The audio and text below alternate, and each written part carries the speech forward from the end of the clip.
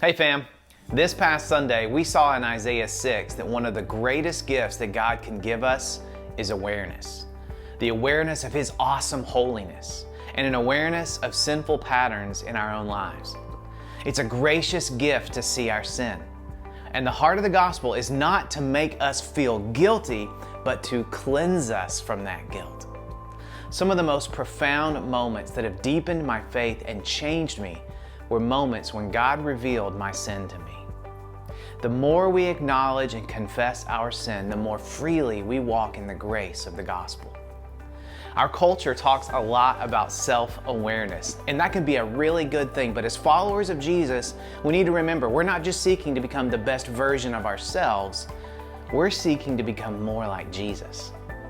So how do we grow in this awareness? Well, to put it simply, we need to put ourselves in environments where we can meet with God.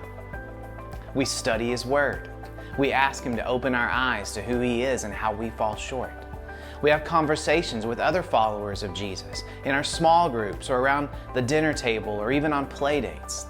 And we gather with our family to worship, to be in the environment created each week to encounter the presence of God through His people, through worship, and through His Word. But here's the big thing. We need to get honest with what's really going on in our hearts. We don't have to hide from God. We can't. We don't need to defend ourselves from Him. We don't have to argue with Him. The great healer is trying to point out the infection in our lives, not to condemn us, but to heal us.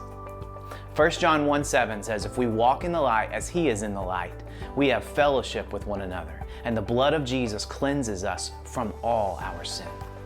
That fellowship is a shared common bond. Like we're all in this together. We're confessing to one another. We're cheering each other on, and we're challenging each other as we grow in truly living in the grace of the gospel. And if you're watching this and you're thinking, I don't have that kind of fellowship or that kind of family, I'd love to connect with you. Shoot me an email at jon@2rc.org.